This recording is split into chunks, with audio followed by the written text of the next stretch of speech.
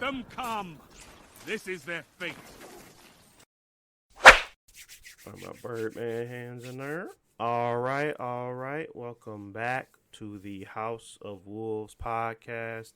I am your host, Deontay, here with my near and dear friends, Jalen and Josh.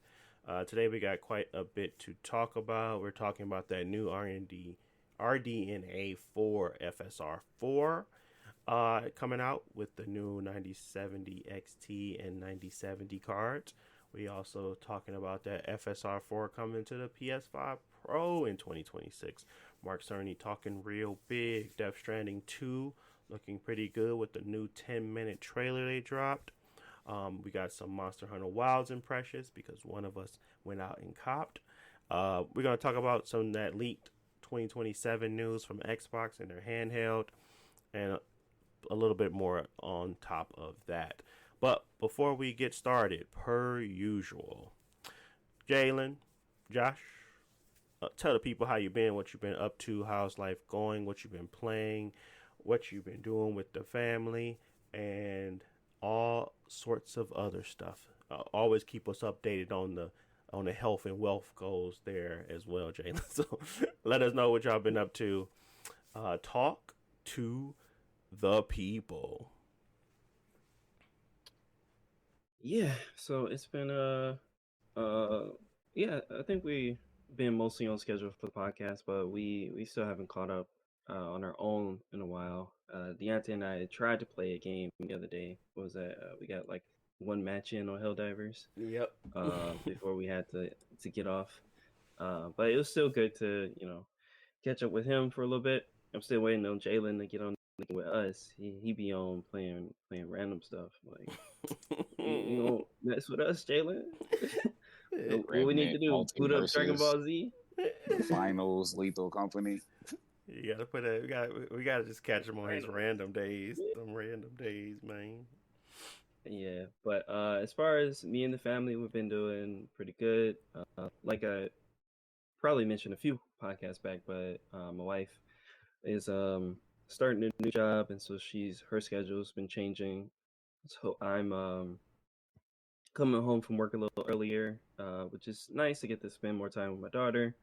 Maybe go out to the park now that the sun is coming out and starting to warm up here a little bit.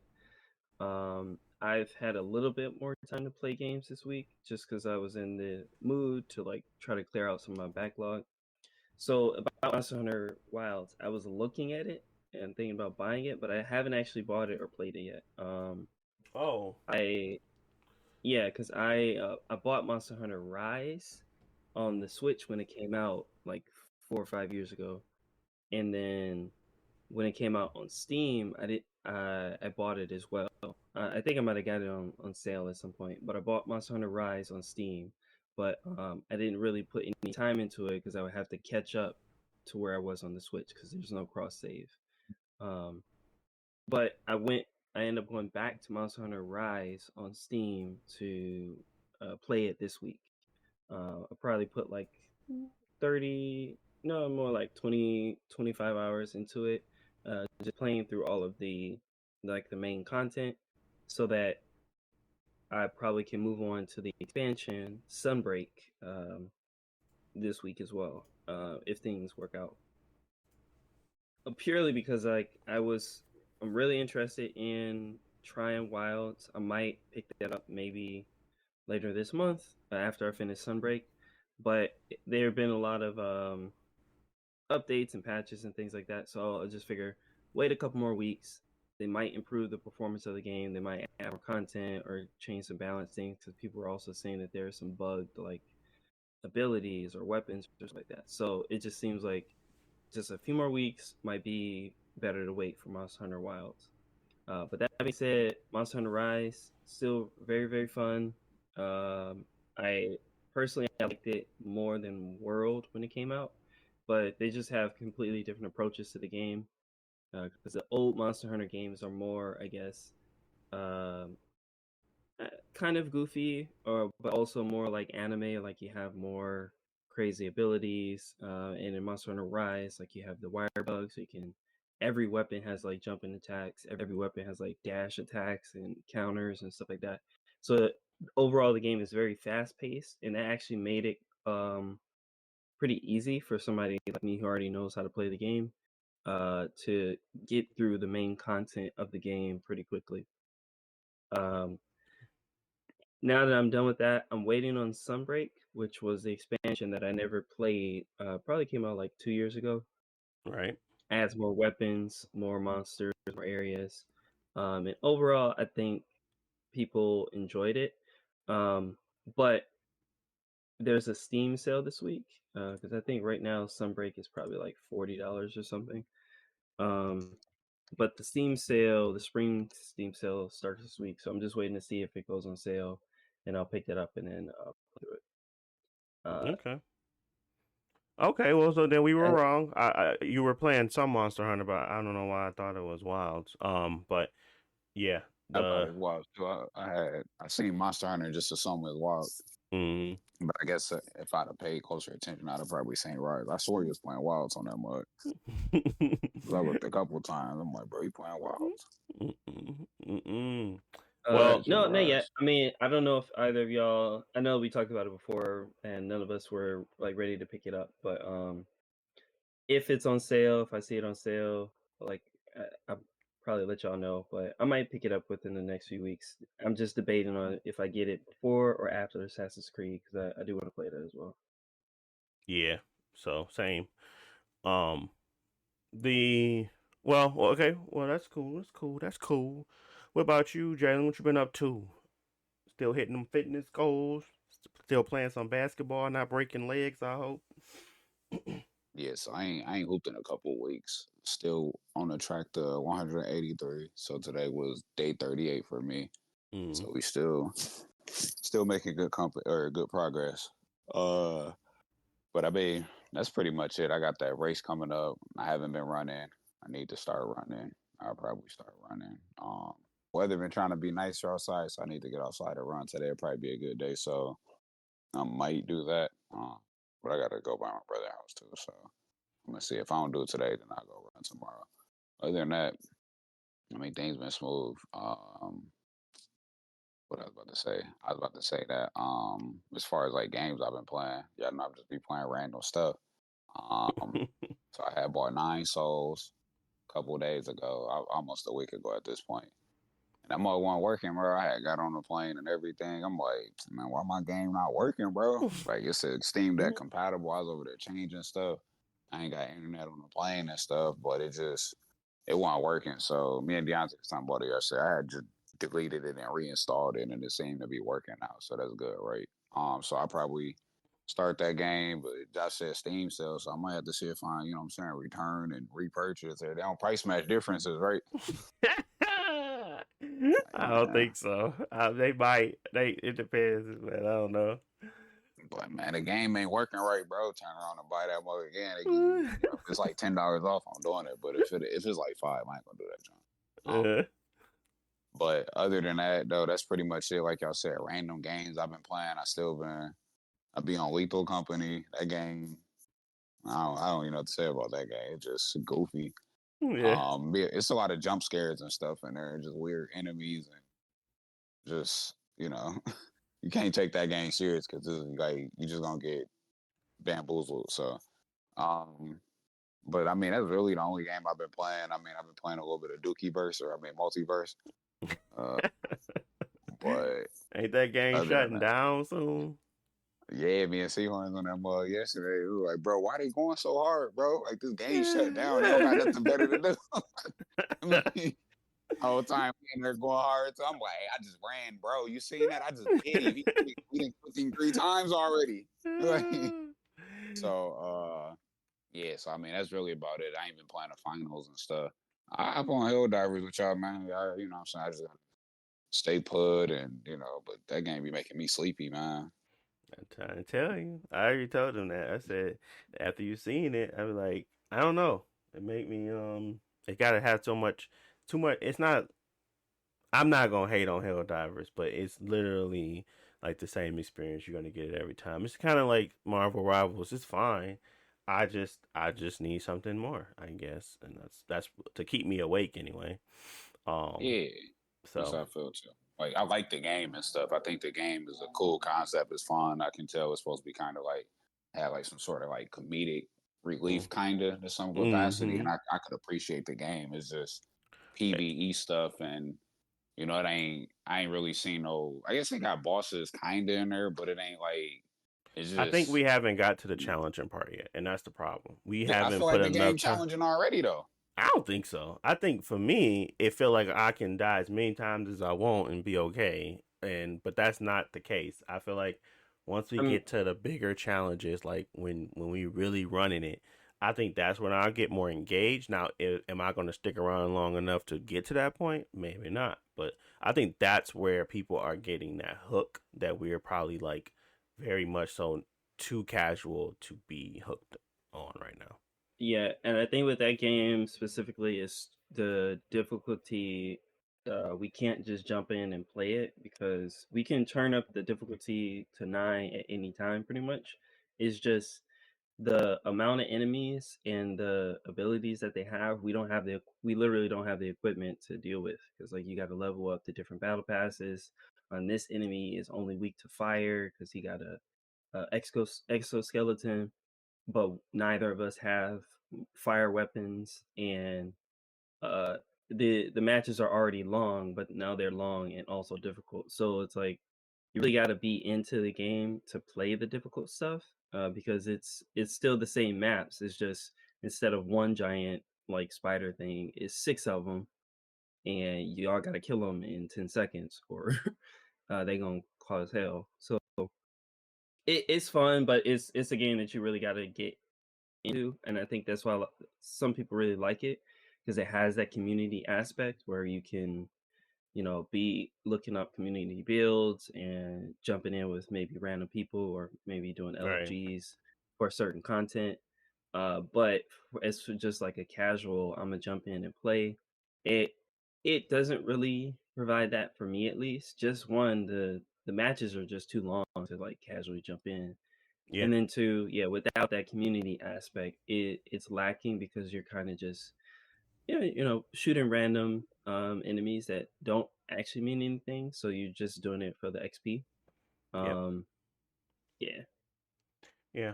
So it is one of those games that the more time you give it, the better it gets. It's just not. I don't think we got that time. So it is unfortunate, but I think that and that's where I was looking like Marvel Rivals is different. You kind of get that instant gratification of a win. It's a little bit different, but I know that I'm not going to go any further than just get that instant gratification. So I put them together versus how totally different they play. Um, but it is what it is on those types of games. Um, and you only can get so much out of it. When it comes to how casual and how dedicated you are to it. So, um, Yeah, I mean, like I said, it's. I agree. I mean, I enjoy the game for what it is, but like you said, the gratification. I didn't play with some of my friends. They done put me on the hardest difficulty because my boy maxed out. I'm just dying a lot. Like it just, or if I don't die a lot, I just go fight pointless ads and stuff like that, and I'm playing Destiny at that point. yeah, it does feel like Destiny, but it feels like when we were playing, like when we're what, two levels lower than the level cap, but we still can get into the raid or whatever. And it's like, yeah, technically you can do the content until you get to the end, and then the enemies are just too strong, and you might as well just quit. That's how Helldivers is when you don't have the right equipment. yeah. Okay. Well, for me, I've been kind of doing very similar. Trying to make sure I'm staying on my routines. The daylight savings time messed me up a little bit, but I'm back at it.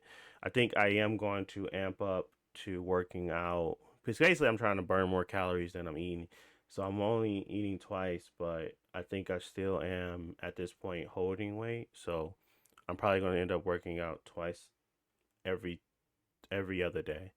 So one time in the morning, one time midday, do my shower, stuff like that, and then and then kind of do the same thing on the following day. So not every day, but like that's how I'm gonna probably treat it. So obviously, I still want to give my time a little bit time to recover, my body at least. But I want to kind of get to a point where I'm actually losing weight, and basically the research I've been looking at, kind of you have to you kind of have to work your body more than what you're eating. So the type of food I eat most of the time is either lean or very much so not as how do you say it, fattening, but it is kind of one of those things where it's still more calories because of the type of meals and how my wife cook and how much I eat of it might not be balancing itself out. So just adding in the additional routine probably will get me to where I need to be, progressing on a week to week basis. Um, but yeah, I've been doing that and playing games, man. Dragon Age Velgar dropped on the PlayStation Plus. So I've loaded that up and been playing that again. I'm actually running through it again, and I already have it on PC because I just enjoy. And we're gonna talk about that anyway. But I am running through it again. To the point where I was on my PC and just playing it because unfortunately, I'm so sick of this. Cross save is not accessible with EA as it is with Ubisoft. So, very unfortunate, but it is what it is. I'm so sick of not being able to choose where I want to play games. But it is what it is until we get to a better state of cross progression and cross save. But yeah, I've been enjoying that. Been playing that. I've been playing a lot of Astrobot. I'm actually getting into it. I'm cleared about 3 worlds. It's pretty fun. It's actually really fun. And unique, It's always I always knew it was gonna be a unique game. I just didn't give it the time of day to kind of play it. But I've been really enjoying Astrobot and a lot of the unique worlds in it. That's Game of the Year 2024 for you. So if you got some paper, go ahead, pick that up and play it. Because it's worth the money in my opinion. I think I've been finding stuff and getting more levels than I ever expected that game to have, and I'm very surprised by a lot of detail, but also the level design and not kind of just reusing a bunch of stuff over and over again. It's always unique experience when you jump into a world. So very much so on that level of Mario, probably succeeding it or surpassing it in some places. But I am having a lot of fun with it for sure. But that's it. I mean, I've been playing the offhand Steam Deck game every now and again. I was playing Nine Souls. That's how I knew that the controllers worked. And I don't know what was going on with Jalen's system, but I was playing a little bit of that. I was having fun with that as well. Just playing a bunch of random on-off games. And like I said, I'm still picking up, honestly, which is gonna go into my other conversation. Been picking up a lot of cheap physical PS5 games to try to round out my catalog on that as well. So got Ghost of Tsushima again. I never beat the DLC, so I'm gonna run through that for pretty cheap. So it's stuff like that basically is what I'm doing on the PlayStation side. But yeah, that's pretty much updates. Kids are great. Wife is great. And all things is good in the neighborhood, man. So let's move on. Let's move into our first topic, and probably the one that we want to talk about and get Jalen's input first, just so that way we can get it out the way. As he may have to drop, is the 3 pillars of gaming and our opinions on what those 3 pillars are. The reason why this keeps coming up, or at least this topic for me, is always is roaming around in my head rent free, is because I'm constantly debating on whether or not I like PC or whether or not I like console, and I keep going back to the same stupid points that I keep telling myself as why I like something, and then I go back and reflect on it. I'm like, does it truly matter? So I wanted to kind of test myself and test you guys on what is those 3 things that you can't you cannot live without when it comes to gaming, or you feel like are the most important as when you're thinking about a gaming experience, um, and why do you feel that way? And then does that and does either or of those systems, PC or console, tailor to your needs more? Um, and I guess I don't want to go first, but I will if you guys don't. You still need some time to think about it. But I kind of wanted to just open that up and kind of have a conversation around it to better inform our listeners and myself about what I truly think is the best. But again, I think we've had this conversation maybe, or maybe I've had this conversation with myself. So trying to get y'all input. But yeah, would y'all like to go, or should I? I don't mind going unless you want to go, Jalen. All right, then I'm going. I would say that it. I think we talked about it before, but it depends on the context. I know for a while in games, like before games, like I guess, or even with games like Last of Us, a lot of people put a lot of emphasis on like story or graphical presentation or even just like performance or things like that. For me, I think my views have been always consistent, but I've come to value other parts of games more, I guess, recently. Because before, all I cared since truly since I guess mostly grew up playing Nintendo games, they didn't have a whole lot of focus on story. It was the design of the game, like maybe the complexity of like how the open world stuff works in like the Zelda game, or just the pure gameplay of like a Mario or exploration like in Metroid or stuff like that. For me, I feel like gameplay is still a huge portion of that. That's why I like games like Monster Hunter and things like that, because the gameplay loop is what is interesting of the game. It doesn't have to have a story. It doesn't have to have the best graphics. Doesn't have the best performance a lot of the times, but that unique experience isn't easily recreated elsewhere, and that's why there are a whole bunch of Monster Hunter clones that unfortunately have never had huge success. But there's some games who like take one or two parts from like a Monster Hunter and put that into their core game, and it works. But when games try to copy it wholesale, it has never really worked out. So one, I would say that the gameplay loop, whatever the gameplay loop is, it has to be um, strong enough on its own where it feels unique.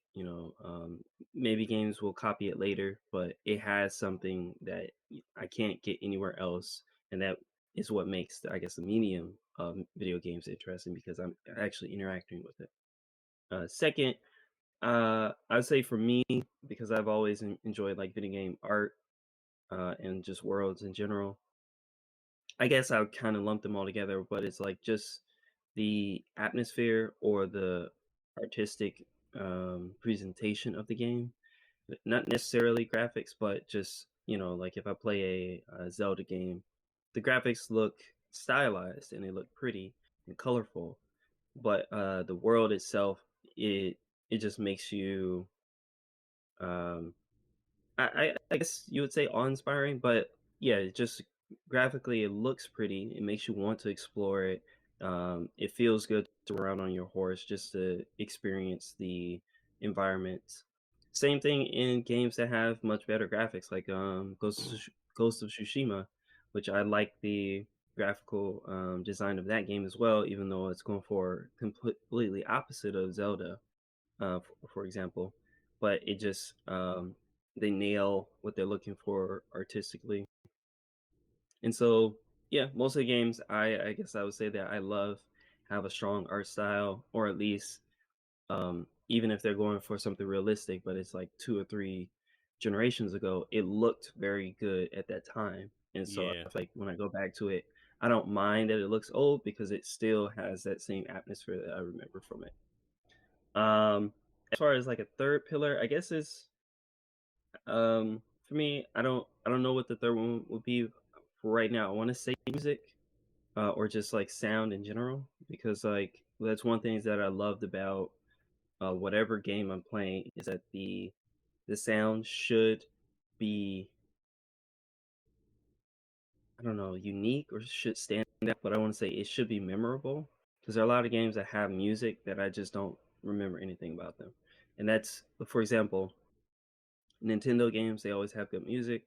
And I love Metroid, and part of the reason I love Metroid is because of the music in the games. Uh, it's always unique themes that are memorable, and they'll remix them and put them in the Smash. And I like when it comes out in Smash or stuff like that. But Metroid Dread, which is a game that I really, really like, I don't like the music in it because it's not the same people that made the music, and it's not even remixes of old music. It just is all pretty, to me, pretty generic, and so I don't remember anything music-wise for that game, even though I think it's a really, really good game. Hmm. So, music doesn't have to necessarily be the main thing. It could also be like just sound in general. Like I think the Helldivers, like I like all the sounds of like the explosions or things like that. Or even when I'm playing a game like Battlefield or Call of Duty, like they're very good at making their battlefields feel like chaotic through the sound. So I'd say that, yeah, gameplay, a good, interesting art style, and then the sound design for me are the three things that Hmm. are three reasons why I like choose video games as my hobby. Yeah. And that does make a lot of sense. And again, it probably has nothing to do with the platform, right? Like where you're playing it. It's mostly about who's developing it and letting that artistry come through. That's pretty much what I got from that. It wasn't about where you played it or how it performed. It was kind of more so um well, I think that having strong art design and having the ability to kind of revisit a game and still have good visuals and optimization, it kind of falls hand in hand. But it definitely didn't mean that I needed to have this certain type of experience to have fun or enjoy the game. Um, and Yeah, that, mostly. My bad. I'm gonna just interject real quick. yep, Mostly, those things can be strong enough that the performance can be ignored, which is why I loved Cyberpunk 2077 when it came out. Um, but sometimes, especially now more recently, like the performance can be so bad that it just makes it impossible to play the game or impossible to enjoy the graphics. So yeah, that could ruin that aspect of it. And wasn't there a game you mentioned recently that had audio issues? yeah, that Kingdom was Come. Kingdom Come Yeah, Deliverance like too. that could be annoying as well. It's like if the audio is just not working correctly, then I'm not gonna play the game right now. Right. And that's simply, there's things to that causes what I was happening to happen anyway. I was using surround sound. So yeah, it's definitely like to me, I have every time I kind of come back to this conversation, I'm like, well, what do I really care about? And mine's kind of going to be more focused on the performance side more so than artistic vision, because I think it all falls into what the artist wants. I feel like when I'm thinking about PC gaming, there is or at least my three pillars of like, I guess I wouldn't even call them like direct things, but there's like uh conceptually I would call it like three things that kind of I think about when I'm thinking about the gaming: stability, customization, and enjoyment. And I guess when I was thinking about this and I was coming up with my three pillars of like what is valuable to me, stability and enjoyment goes hand in hand, where customization just doesn't make or break me in the experience. Like, I think the PC console or PC console debate and the PC experience, it really boils down to me to customization.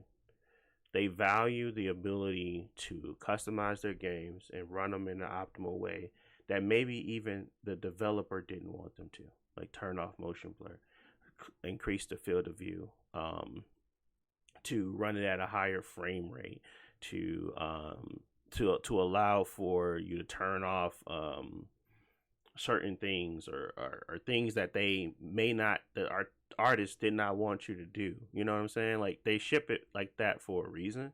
And I feel like the more I get comfortable with the consoles, the more I'm probably getting more closer to what the true vision of the artist was. And then there's stability. Like, I can't tell you how many times I have come across a video game that is supposed to run better on PC and it's supposed to be more stable because I'm not overclocking, I'm not doing anything wrong, and I'm still having a worse experience than I would when I just plug in my console and jump on the game. So my 3 pillars came from that: stability, customization, and then simply the enjoyment of the game. I don't get more enjoyment out of having those customizable options. I really don't. I don't get more enjoyment out of having a sharper image or having less, pixelated dances coming across the screen at certain points in time that I'm not paying attention to if I wasn't being told to pay attention to it. There's like this level of granularity that we're hitting, or at least this level of detail that we're hitting here on between the PC and the PlayStations or like the Xbox, that it's become to a point where it's like mute. There's a mute point to me, where the gains far they are being outweighed by the value proposition of what a console is. So yes, there may be limitations to frame rate that you might have to compromise on, but that artistic vision, that one, like Cyberpunk, we played it on the Xbox Series. I played it on the Xbox One X at like, I don't even remember. I think it was like 40 frames per second, maybe. I don't remember where I played it at, but it was not in performance mode. It was actually in resolution mode. And I still had a great time. And as I go back and think about that game, I did not experience a worse off. I didn't have a worse off experience than I did when I on my PC when I played it through, Liberty, like Phantom Liberty. Like, when I think about that game, I still think about both of those experiences, and they both are enjoyable to me. They both were great experiences. So I'm just starting to really devalue the customization option. And obviously it's not an affordability thing, because PC is the most, in my opinion, regardless of what people may think, it's still the most affordable space to game once you're in it. Is it the most stable? Is it the most value add? I mean, the value add, yes, but is it the most stable? Is it the most beneficial to one's experience that they're looking to have? I just don't think that's the case anymore. I just feel like every time I think about this, it always flip-flops. But I need to set something or put something in writing that kind of tells me, again, is it stable and are you enjoying it? Because if I can say those two things definitively every time I pick up a game, then I shouldn't have any issues with losing the customization. So those were my 3 pillars, and those were the reasons why. Because again, I just wanted to kind of talk through my thought process every time I kind of go back to, oh, I want a PC game again. And like, why do you want a PC game? Oh, because I don't like this fizzle. And like, well, were you paying attention to the fizzle while you were enjoying the game, or was that just something that you were what was perceived as a flaw? Like, I don't know. Like, my perception of what a flaw is at this point is kind of off, because even when you go to the PC space, they're toting, upscaling. They're not even like caring about rasterization anymore. Like, don't they realize that they're toting the thing that's probably going to make the console better? It's literally being able to upscale from 720p and still have a great image. Like, those are things that the most valuable will come from the console space versus like the PC space. The PC space is supposed to be where it's just supposed to work, and I don't think that's the case anymore.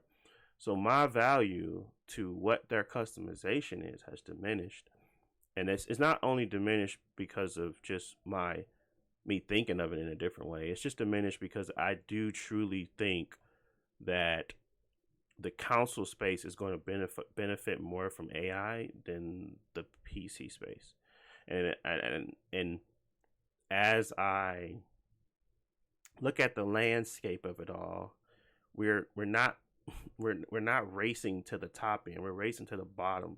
We're trying to get more performance out of lower spec hardware. We're not trying to get more performance out of better spec hardware. So it's just flipped. And I think that is the key to really making a wise decision. And that's why I'm kind of like, yeah, well, I keep paying my higher premium for now on these consoles. But I think in the long run, when I look back at gaming in my most fun moments, it wasn't because I had more pixels. So I think I have to keep that mindset. So if y'all see me talking about PC again, just remind me, hey, those pixels don't matter, G. And I'm going to say, yeah, you're right. You know why it don't matter? Because I ain't paying attention to it when I'm enjoying myself. So I think I had to leave it like that. Man, but you yeah. be indecisive, man. You used to be ragging on my 720p screen. I'm like, I'm not doing fine. First off, don't ever talk to me about those 720p screen. But yes, I'm having fun over 1080i. I'm having fun, bro. Like, there you go, talking about my TV again, man. I'm having fun. First off, I am very much so still an advocate for at least having HDMI 2.1 what's the name technology in your TV. But yes, yeah, it's not the end all be all. It's whatever your pillars are. If it's not your pillar, then it doesn't really make sense to care about it. I think I've always loved the console space because my pillars have always been more about stability and enjoyment, never more so about customization. And I think that those three things have always been at the forefront of my mind when I'm thinking about why I keep pushing myself to go to PC, because I'm thinking, oh, I'm gonna get more enjoyment because I'm seeing better stuff, I'm seeing less artifacting, and I get to customize the experience to how I want it. I'm like, at the end of the day, though, the game is meant to be played in a certain way. They ship it in a certain way they want it to be played. If I really wanted to customize it, maybe I should go make my own game. And that's like, I'm not gonna do that. So I think that kind of solves my thought process overall. But before we wrap up, I know that we might have to jump soon. What are your three pillars, Jalen? I would love to know. I would love to know the three pillars of Jay Beazle. So, I think gameplay will probably be my number one. It might be kind of close to what Josh's are, but gameplay will probably be number one for me. Just because I need to enjoy the game. I done played games where like, dang, I want to know what happened in the story, but the gameplay just won't allow me to see what's next in the story. I done played games that kind of story was a little bland, but I'm like, hey, I'm enjoying this gameplay. So, which is why I play some of the, mediocre games. I might get cooked for and stuff like that, but I'm enjoying the gameplay. Right. Additionally, we going on talking about the gameplay. I done also play games where I'm like, okay, everything kind of cool, but the gameplay loop. What am I working towards? Like, what's the purpose of doing this? So then you start talking about what game we was talking about. I had this conversation with my boy. I was like, what are we working towards in Lethal Company? Like, man, I'm just trying to get the loot. I'm like, so what's the overall goal? Make sure we won't get fired, but it's gonna happen. So it's almost kind of like it's kind of like zombies, right? Mm-hmm. You keep doing something. What's the point of doing it? Am I having purpose for overall doing it? Am I working towards something cosmetic? Is this gameplay loop enough to suffice on its own where I don't need to do it? Or, So you just kind of get those. So I'm just thinking of like bad instances where the gameplay was just kind of like, all right, it's fun, but then you start like, all right, hold on, this ain't that fun no more because what am I doing this for? When I get to that point, that's where I'm like, the gameplay loop isn't strong enough to keep me playing the game itself. So, that's where you get things like zombies, Paper Mario, Sticker Star, stuff like that. However, I play games like Naruto Path to Ninja, DS RPG Naruto game, and I'm like, man, this game fun, bro. Like, I don't even care about the story like that. It's kind of trash, but the game fun though, and I'm gonna progress through the game. I'm like, I don't really need to beat the game, but I enjoyed the game. So I get to the end of the game, I'm like, do I need to do X amount of things in order to try to beat this boss? Like, is this game that fun to do it? Yeah, it is. I'm having that much fun, so I'm gonna go ahead and do it. Versus some games don't get to that point. So sometimes I just want to beat games because of that. The other thing would be like performance, stability, consistency, stuff like that. If the game just don't look right, don't play right, it's not doing certain things. Like I'm not gonna lie to you, 9 souls. You see, I was ragging on that game, bro, because I'm like, man, why this mug ain't working, bro? Like I'm finna cut it off and it's finna just be over. Like I was finna be turned off of that mug right there, just off top because of stuff wasn't doing what it's supposed to do. Obviously, it's a Steam game, be glitching and stuff like that. Linux ain't the most stable, all that type of stuff. Yeah.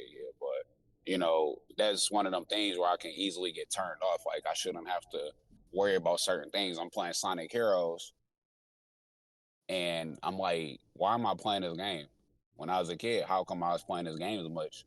I'm over here. Now, I think I was talking to you on the thing. I'm like, I done took a whole thing that is supposed to propel me somewhere, and he just missed. Like, I don't, like, what am I supposed to do? Like, how am I supposed to? The game not doing what it's supposed to do. What am I supposed to do to fix this? Like, I'm losing lives because this speed boost thing just knocked me off the stage. Like, should I just avoid the speed boost thing? Like, stuff like that would drive me up the wall. So, and then the last thing is like world building, kind of. You can kind of I want to tie the music and stuff in with world building because all of those things come play a role, like the artistry, the way the music is. Those sorts of things, like the world that I'm actually immersing myself in. Yep. If the music ain't there, it's hard to submerge yourself in the world. Like that's one of the key things. Like if the music just not there, I'm like, this game ain't it. You hear the same things. One of the prime examples is like Dragon Quest. I like Dragon Quest 11 a lot. One of the biggest knocks on that game was the little music, the sound profile and stuff like that. And I just kind of like, this music sound old and like recycled. And don't feel like they really put their foot into it. I think on the definitive version they made it a little bit better, but I'm playing the game and it's just not. It's harder. It's a little harder for me to immerse myself in the world. Yeah. On like Final Fantasy stuff like that. So I think those like I'm trying to make it quick. Those like the main three things. Okay. Because I want to be wrapped up in a game and I want to immerse myself. But if the music ain't there, if the world just seemed bland, like you play PSP games and stuff like that, I don't know if y'all remember, but some of them games felt very bland and it wasn't not many enemies or not many characters introduced. It almost felt like a light version of a PS2 game. And it made me hard to really immerse myself in the worlds. And some of them games I won't go back to because I'm like, I don't want to play Jack and Dexter. Like, I don't want to play Ratchet and Clank. Like, I don't want to play Kingdom Hearts. Like, you know what I mean? So those are like the main three things I would say. So it's like gameplay, stability, performance, and then like world building, music setting, all that type of stuff. Like, those are the main things because y'all know if I catch a frame rate dropping, that mug getting cut off, it's gonna go to 0 when I cut the game off, right? It ain't no more frames per second going across my screen. I'm through. I've seen what is it? Not Dead by Daylight. Back for Blood. Man, I was falling asleep as soon as I moved that camera and seen that delay in that input. It's time to go to bed, bro. I don't even want to play no more. Yeah. So the delay can definitely kill a game, but again, that is a lot of that comes like a lot of that stuff, like I said, stability, having the right setup, because a lot of that delay stuff can also be on the TV input and latency and like not being in game mode and all that crap too. So it is a lot to come into the choices you make in regards to where you want to play. But I feel like experience is all the same. Quality of your monitor versus quality of your TV being very similar and the same.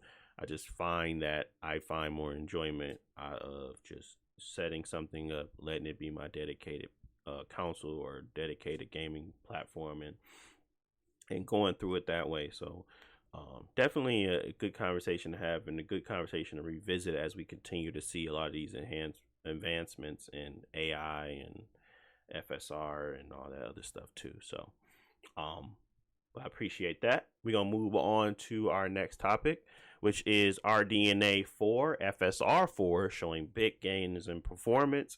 And really this real cool OmniScaler thing as well that is allowing people to inject FSR4 into FSR 3.1 games and things like that as well. So I think it's really cool that you could basically use this thing for any game because it's going to allow you to do that. And kind of have that ability to kind of use a bunch of different settings to kind of to play. But obviously it's still in beta mode, so this OmniScaler I'm talking about isn't really something that's available for mass use and like available for all games. Even though I just said any game you can run it, but it ain't gonna work sometimes. But the games that have been showing FSR4 replacing FSR 3.1 has been very significant in gains, like in just ability. So first off, let's just talk about FSR4 in general. FSR4 is the new AMD upscaling technology that was introduced with the 9070 and 9070 XT cards, with the new AI accelerated GPUs that allow for better AI implementation and upscaling. So this big jump in performance and gains comes from being able to run FSR4 in performance mode, and two, it being a much better showing and sometimes even competing with native when it comes to that. And obviously you're lowering the resolutions and you're upscaling higher and having better clarity, and that allows the GPU more so to rasterize performance to have better performance overall. So this FSR4 being compatible or being comparable, I would say, to NVIDIA's options has really helped, AMD get its footing back in the GPU space, along with having availability in stock. Obviously, there's some problems with the MSRP being out there available, but it does show well that these cheaper cards are performing pretty significant to even AMD's last top end cards, and it's overshadowing that too. So you're getting better performance at a cheaper price. It's always good, and it does help in the fight or the competition space with NVIDIA. I guess FSR4, I'm gonna open it up to y'all or both, to you, Josh, and kind of see what was your expectations of our FSR4, if you had any, and what have you been seeing in regards to it as of today? Yeah, my expectations of FSR4 is that it becomes good and not suck like 2 and 3. But overall, it's been more progress with in regards to FSR than I expected, because like so like NVIDIA, they are going the hardware route where if you have the graphics card, you have access to their tools, but that keeps you locked into their hardware. Whereas FSR, it is still based on an AMD chip, but those are more readily available and cheaper than like the NVIDIA graphics cards. So it meant that more people could benefit from it, especially those on like lower end or lower spec hardware, or things like the Steam Deck or other handhelds. So for FSR4 to be coming up a lot more, improving a lot more quickly than I thought, because what the Steam Deck came out 2021 or something like that. Yeah. So in 4 years we got 2 new versions of FSR that maybe not day one, but eventually will be able to be some way implemented on the Steam Deck. So if you bought the device, you've gotten huge performance gains on upscaling than the consoles in the same amount of time have pretty much got nothing. Like we got the Pro version of the PS5, but they're not usually backporting FSR into console games. Not to say that it can't. I think there were some games that were updated for FSR3, but usually overall the system is not getting huge gains yet. I'm excited for FSR4 because it is the console compatible upscaling software. So even though PlayStation is implementing their own thing into the PS5 Pro, overall consoles in general will improve when we have more options for upscaling software that could be implemented into the game either natively or to the hardware itself. So I'm excited to see that they are making improvements. Personally, I haven't tried out 4. I want to see how it looks in, I guess, when I play games. But at least what I've seen from 2 and 3, there were improvements. I wasn't satisfied with where it was because DLSS for me was still overall better. But it's now looking like AMD can keep up in regards to upscaling at least. Maybe not ray tracing and all the other things that might be going on in the background, but at least if you want your game to not, I mean, if you want your performance to be consistent and you got to target, FSR4 seems like it's a big step in the right direction. Yeah, well, unfortunately, just so you know, RDNA 4 and FSR4 is only for 9070 and 90. Oh, okay. It's only for their new cards because of they have went the route of NVIDIA, and they're I see. essentially not going to be supporting the previous generation because they need the AI hardware accelerated stuff that NVIDIA was talking about in order for them to kind of meet that level of quality. So it, unfortunately, yes, all you stated was the great mantra that they were shouting for a while, but then they realized that AI is the future of upscaling, and that's why the PS5 Pro can potentially get it, because they worked with Mark Cerny and them to create FSR4, and while they were making the PS5 Pro, it was going to get some form of FSR4 because of their AI computation in their system. But the older ones, unfortunately, it's going to be kind of one of those things where maybe they can get some form of their, I guess, the inputs or something, but not to the point that we used to where we can inject FSR3 into FSR2 like we could on the Steam Deck today. So it did change. Now, the reason why it is so good is because they had to do the change. But yeah, it does lose that compatibility across the board that it was toting. It is still an API, so it can interject into like FSR 3.1 and above games. So you don't have to necessarily like do much work on that end. But it is one of those things now where it's not coming to the 7900 XTX. It's well, at least for now, they're saying it's not. And that is strictly on the new RDNA 4 cards, which is the 9070 and the 9070 XT. But moving past that, what is exciting about FSR4, as you kind of mentioned, the next generation of consoles, where you can run very strong AI upscaling on these consoles to gain more performance with a lower spec, because you're able to, rely on that AI computation and stuff like that to kind of get to the point where it is looking like you're running natively. So again, it is one of those things that overall, like this PS5 Pro, it's going to get some of these features. The next consoles are obviously going to have these features in them because they are still stuck with AMD, and FSR4 being comparable to NVIDIA is just going to allow the market to kind of continue to flourish. And again, this is now, I don't want to say this too early, but basically what AMD is because everybody was told, oh, we hate upscaling, we hate AI, we hate upscaling, we hate AI, because NVIDIA was charging a buttload of money.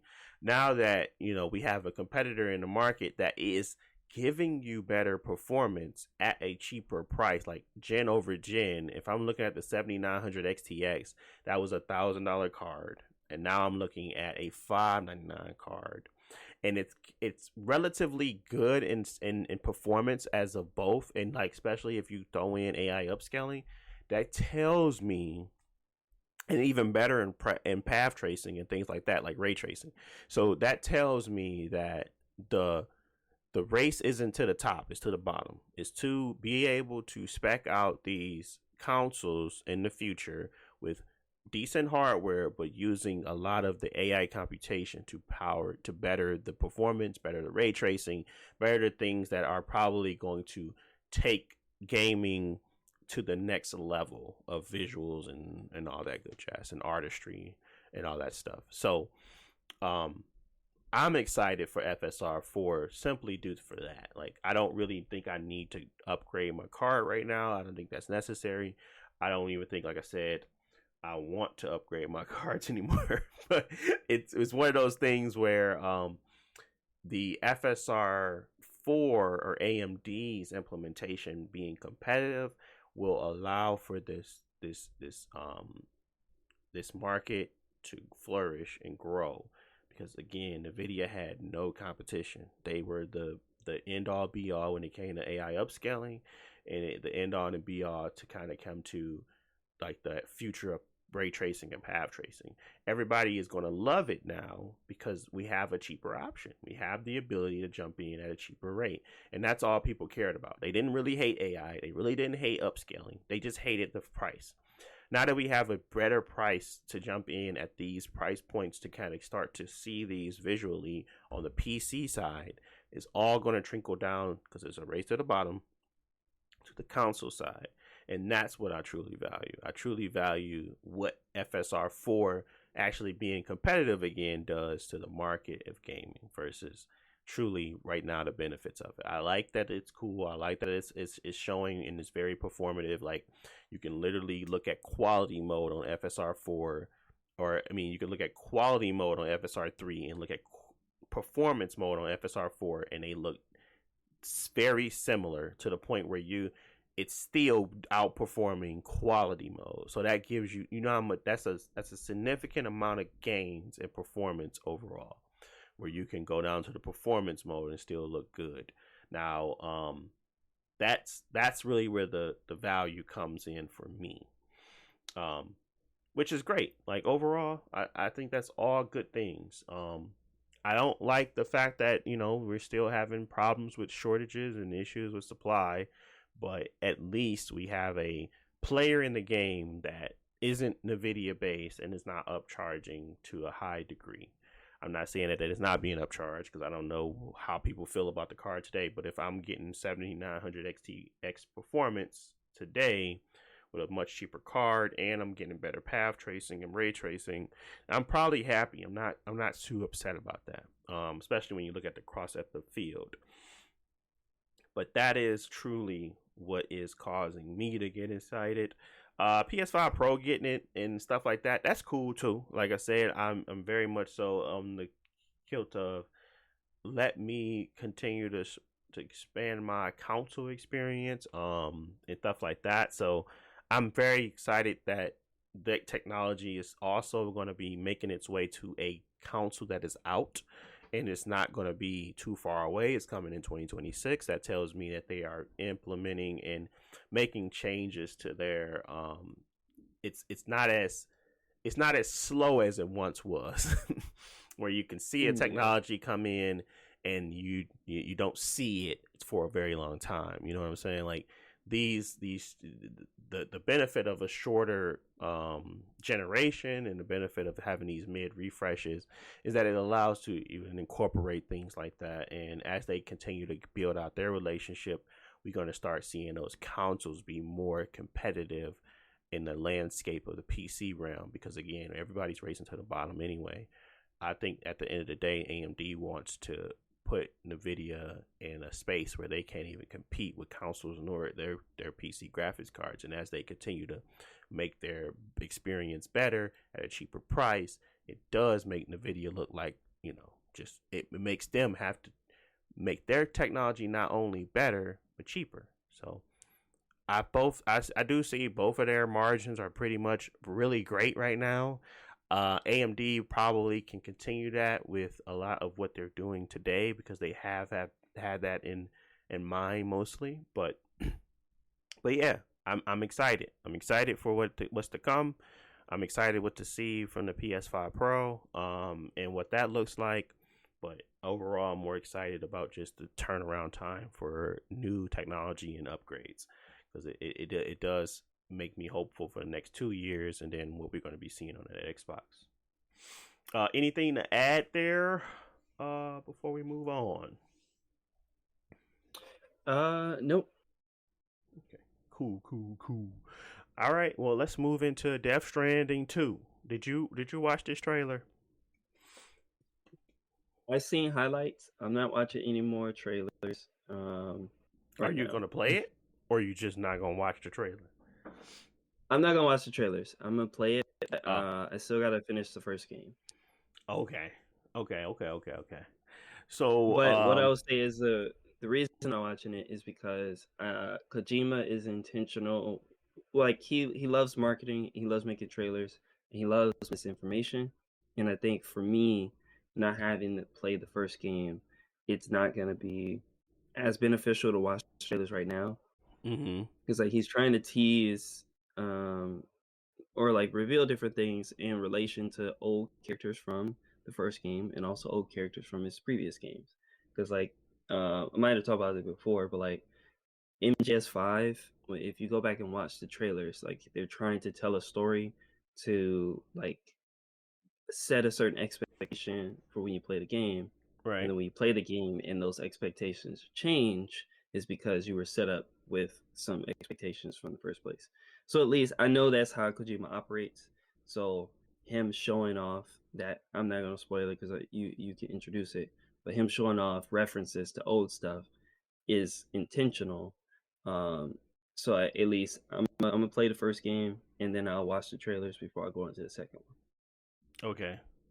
Well, honestly, I have the worst Metal Gear history. So honestly, when he put on when he revealed that it could potentially be Snake, I had no idea what he was really referencing. I was like, okay, he just put a bandana on. Maybe he's just putting a bandana on this guy.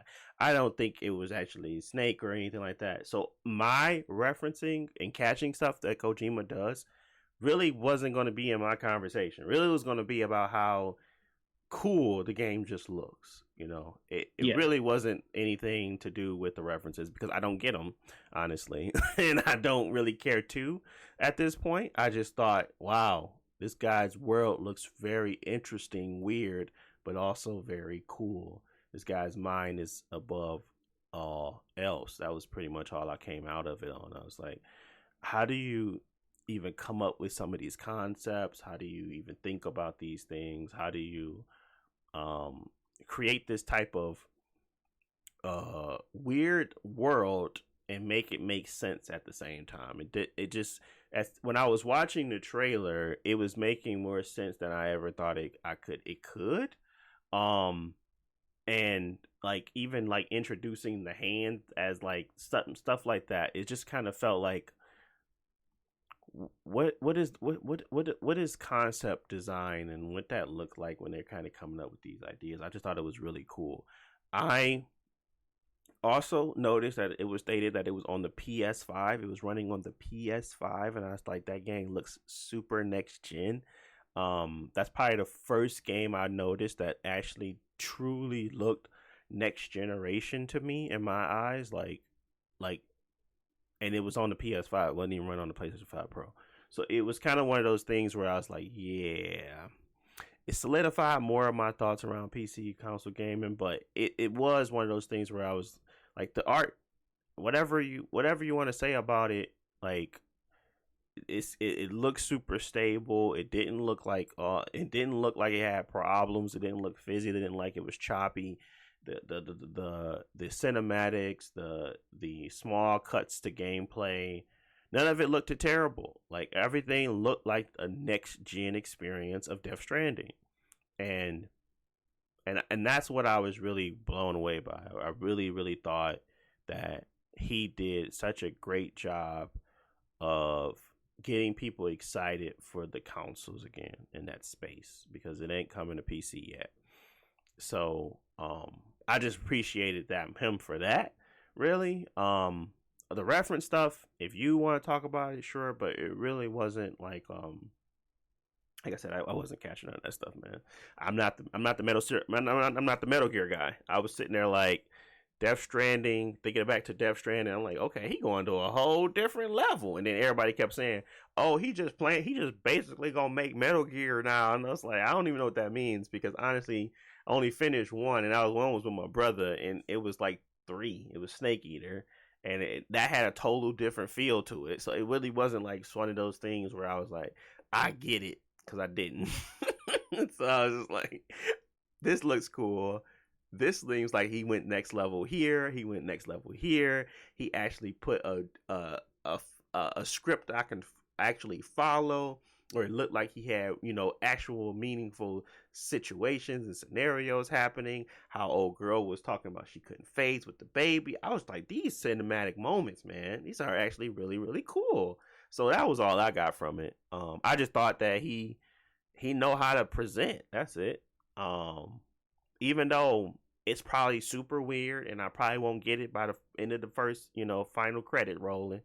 But I just think that he's very much so a different kind of director, and he tried to pull out a lot from his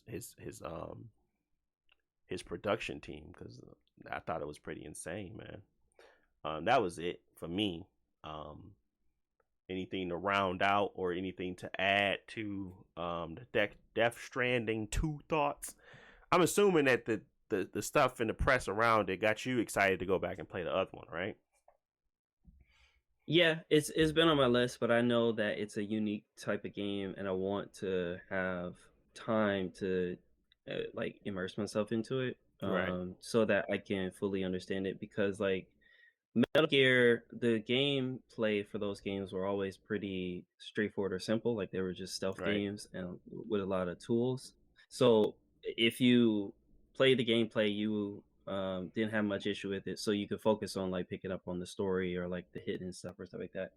Um, Whereas this game, I feel like, yeah, you have to learn the gameplay. You have to learn like the versal, and also there's a lot of story connections of like brand new characters that all have like complex histories and Mm-hmm. diary entries that you got to pick up on to understand why they left one place and showed up in the other, and all this type of stuff. So yeah, I wanna get into it because I like Kojima's work. Like he's I mean, I don't know how many like game directors like write their own stories, but like he really, I mean, he probably has help and like a team and editors and stuff like that, but his stories, you can tell that he wrote it and he probably went over it like 20 different times to make this complexity. Yep.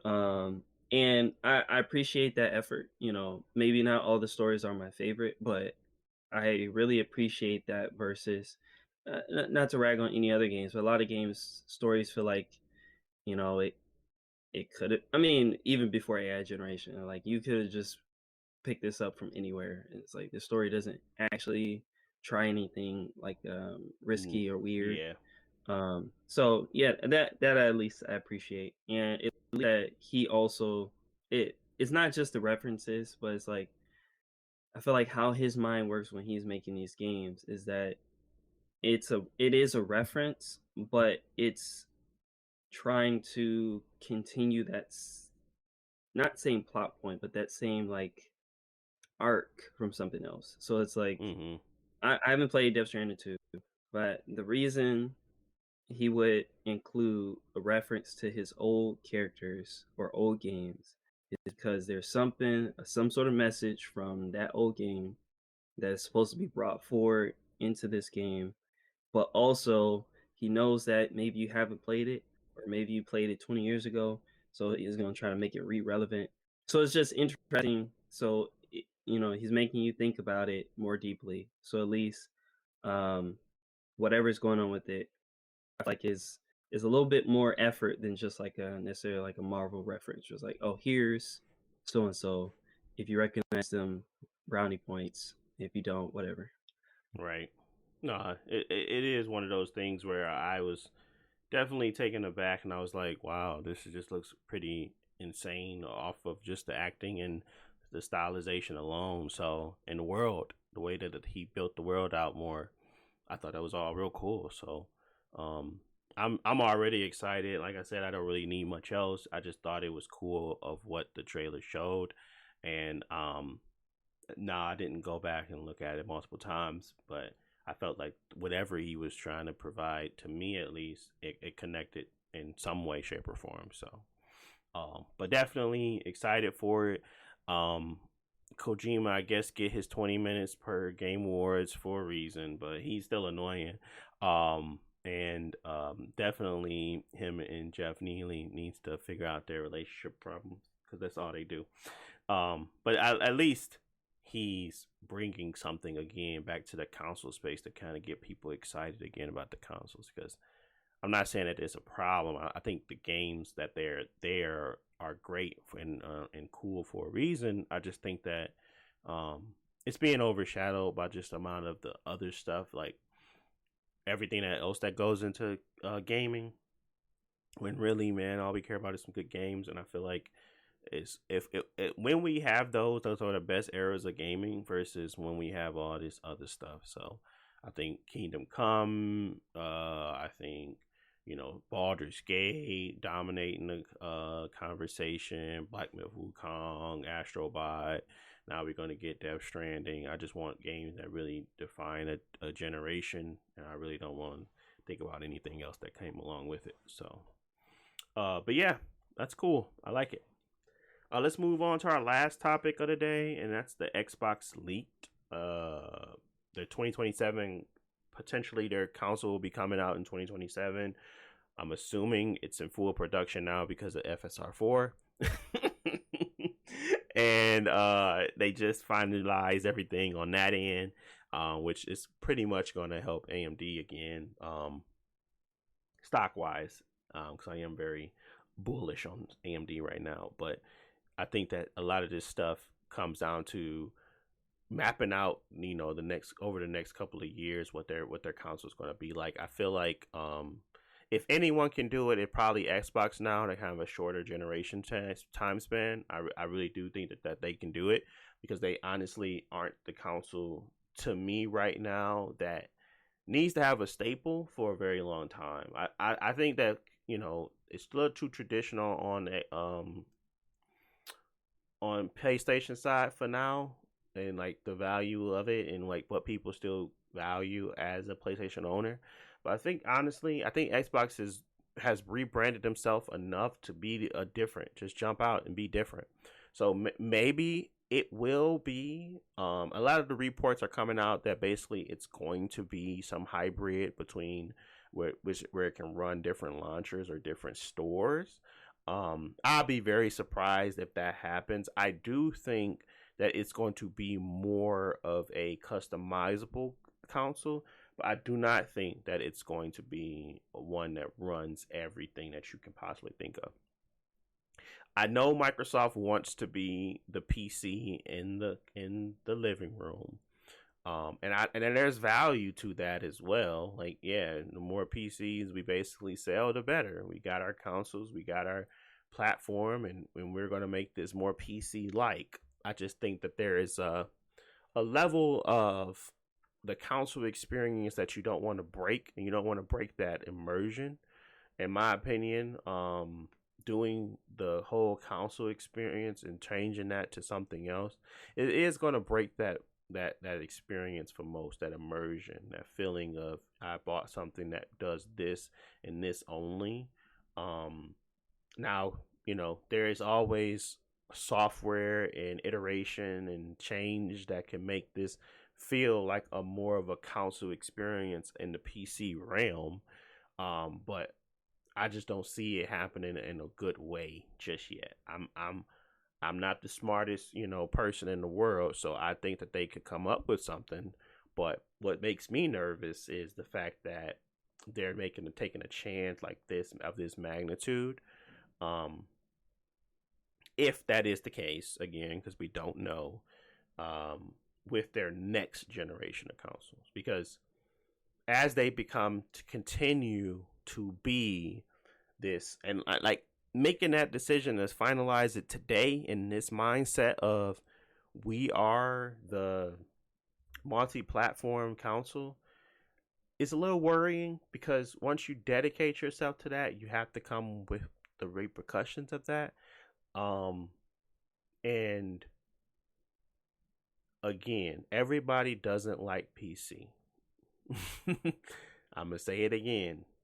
Everybody doesn't like PC. Everybody doesn't like customization. Everybody doesn't like the value placed on it. So I really want them to succeed, and I don't want PlayStation to be the only one out here. That's my real concern, because Nintendo plays its own game. It's never going to play the games of what we're trying to do.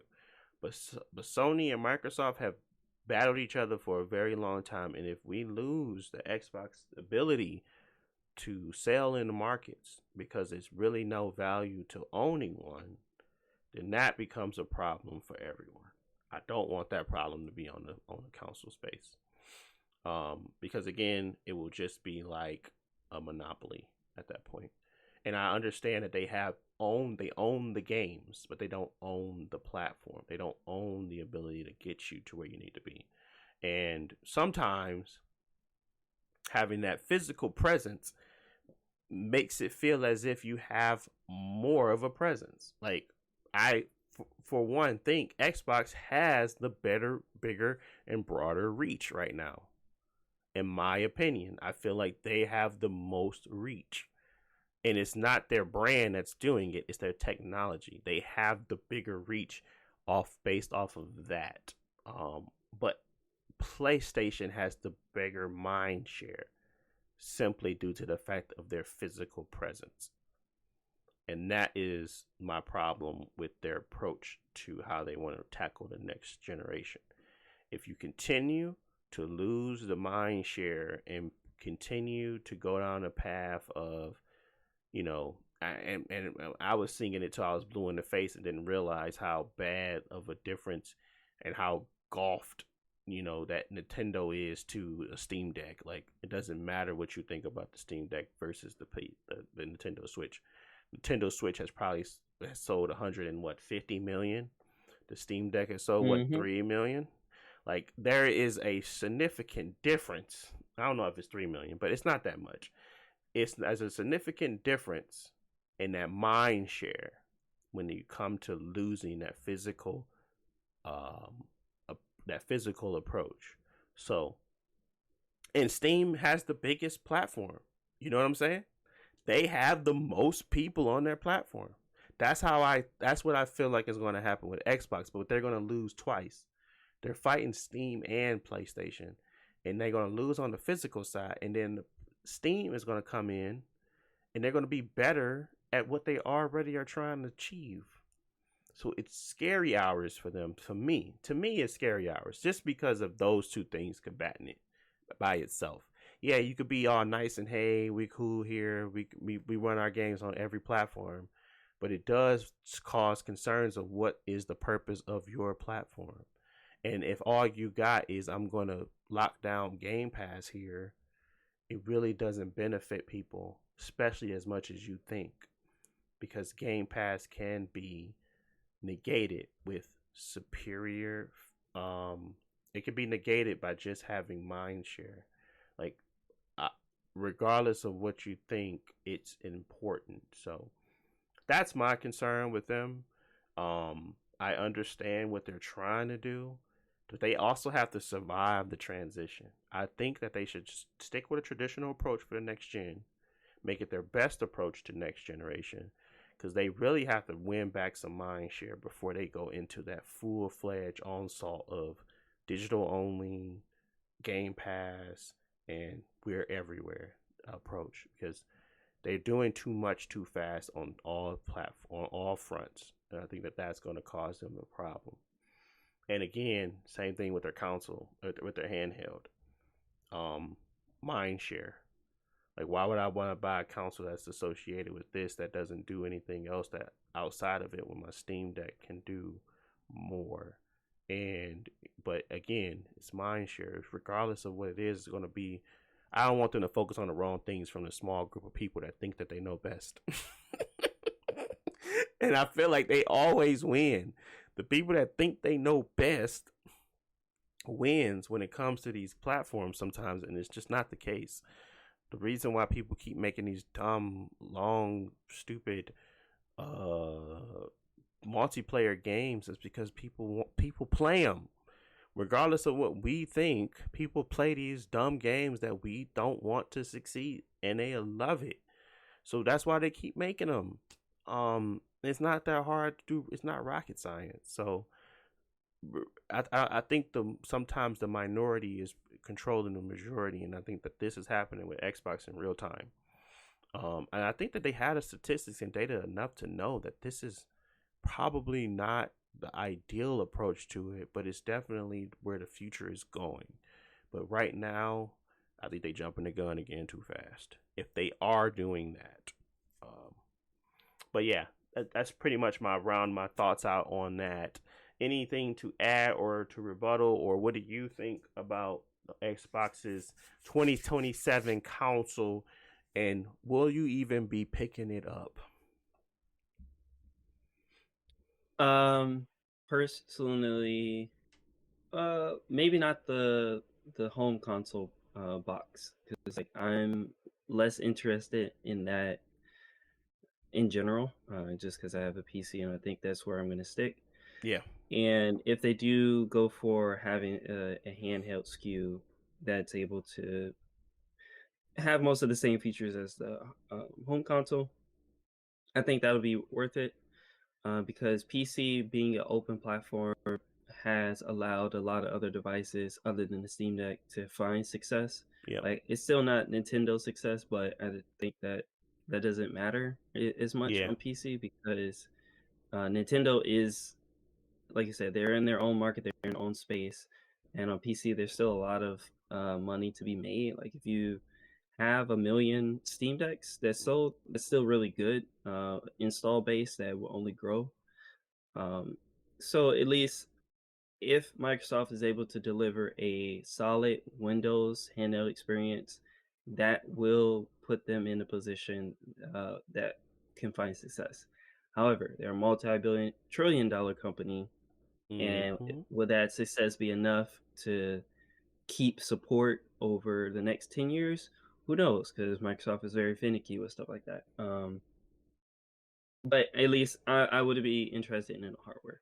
What I will say is that I think that Xbox is making the change for consoles, or they're taking the first step, or they're taking the risk that I wish that all consoles would at least consider, Mm-hmm. because it is important to keep a unique brand identity. Like, we make toasters, and we only make toasters, and we were going to make the best toasters. And Right. then when you start trying to mix that with other things, now you're competing with other markets who might be better at what they do, and you're spreading your resources thin, so you can't like put Focus up. all the effort. Yeah, you Yeah. can't focus on everything. So it is good to keep focus. However, consoles are inherently an extension of PC gaming, because the games are built on PC, they're built with PC hardware, and then they're put into the console space and tailored to run on that.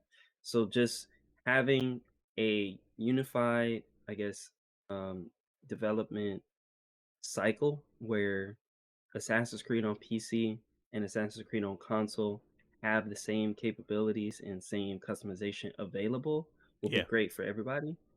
And all the consoles have to do is just tailor that user experience to be what your users like. Your users don't like to see a whole bunch of sliders and things like that. Sure, hide it somewhere else, put it in the advanced settings, and the console players can just boot it up and play like normal. However, those people who want it, give them those options, because we've seen some games do it where they give you a whole bunch of options in the console game. Mm-hmm. Other games is just like you can change the HDR settings and that's it. Go home. Yep. So there's a better balance between those two, and I think that Xbox taking that jump is great. I'm happy to see that they do it. I don't know if they will be the ones who will be the most successful with it, but I'm glad that they are taking the jump to try to unify console and PC space. Because I mean, even though Steam is its own company, and at some point their view on other platforms can change, but right now they're super open and friendly and willing to play with other console makers. It seems like so. Take advantage of that. Learn what you can from it. If Xbox can get Steam on your box, I think that on its own is a huge win for Microsoft, at least in this generation. Yeah, I mean, it'd be a no-brainer for most people that are looking to enjoy a more, I guess, a more accessible approach to console gaming, and more ease of use situation. Like the reason why the Steam Deck is doing so well is because there's a value to ease of use, and that container that they place that Steam OS on with just the Linux, it's just such a valuable thing to have of that people see that and want to kind of make something of their own that way too. So, but Steam OS being just simply on a spec'd out hardware that they put a SKU behind, and now in order for you to get that Steam Deck verification or whatever it may be, they can build their own base and start to kind of tailor it around you know a different type of approach to kind of. But obviously I don't know if that's Steam approach to anything, really trying to be the market leader, or in parts of places they just want to fit in where they fit in. But it can possibly be one of those things where that happens, and that's where I was kind of like, if I can play, if I was trying to play it on all sides, how would I approach the expansion of Xbox? How would I approach them wanting to be on everything at all times? I would double down on what I'm really, really good at and wade the storm, because really Xbox has to continue to support everything, but they also want to make great games, and they want to put them out, and they want to make sure that they're available to all, or at least to a lot of people. So it's two things. They're really now like 60-70% a publishing company and like 40% a brand. They really have to wear a different hat when it comes to how they approach strategy, but that strategy is at the detriment of their own brand. It really is. Yeah, I think so too. Because I think that in general, for a lot of different reasons, Xbox has a brand identity issue. Not part of it is them having many different conflicting approaches to how they're making their devices, Yeah. but also just a consumer brand or trust issue. I think that I was happy with my Series X. There might be people who were not, or same thing with the Series S. But in general, when it comes to PlayStation, people think about it, they're excited about the brand. They're excited about the box. PlayStation can sell you some PlayStation toilet paper and people will buy it.